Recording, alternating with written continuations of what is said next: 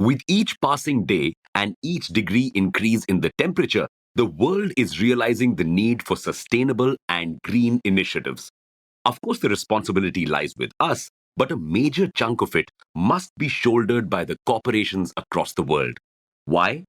Well, you'll be surprised to know that just 100 companies are responsible for 71% of global emissions. So, countries across the world have been taking some measure or the other to keep a check on these top polluters. And India has now joined this list. You see, the SEBI has formed an advisory committee for advising on ESG related matters pertaining to the securities markets. Welcome back to Revolution Read On, a daily podcast where we break down one story from the world of business and finance. Click on the subscribe button to never miss an update from us. Here's your story for today. ESG is the current favorite jargon for businesses.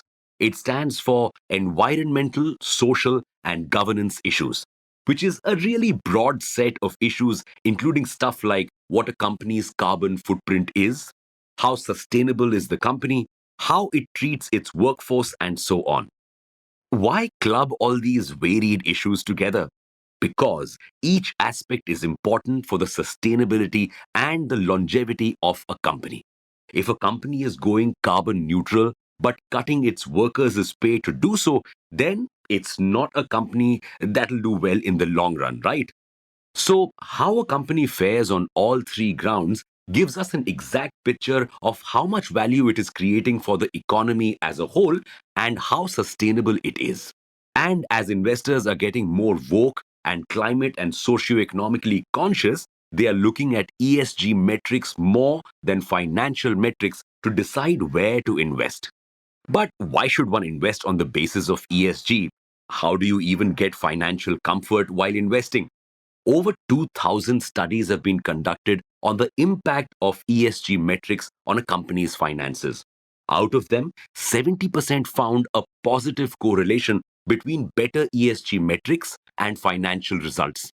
Because taking preventative action is more cost effective than taking corrective actions. Basically, following ESG guidelines protects a company against several environmental and social risks and makes it sustainable in the long run. This reduces the costs it would have had to use to mitigate those risks. For instance, having a good workforce policy prevents strikes, which could cost the company. Using sustainable packaging and less water further reduces costs. Customers and workers are more likely to be loyal to companies that are eco friendly and socially responsible. All of this improves a company's financial performance. Evidence suggests a good ESG score could reduce a company's cost of capital by 10%. The point is, ESG is huge among investors. The problem? Measuring it. Even India's ESG funds have exposure to carbon intensive sectors and hold assets that don't technically fall under the ESG sector. So, how do we understand where each company really stands in terms of these issues?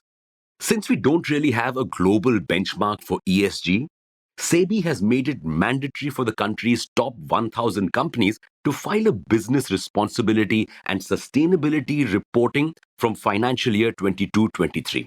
What will the report contain?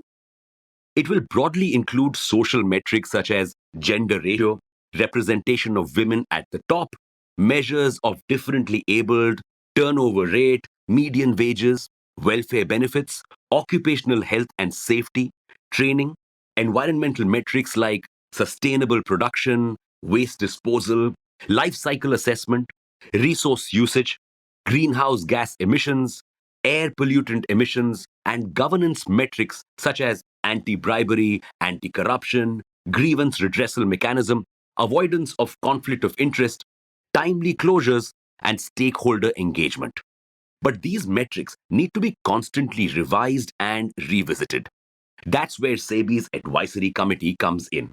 It will keep reviewing more indicators that could add more value to the economy and should be made mandatory.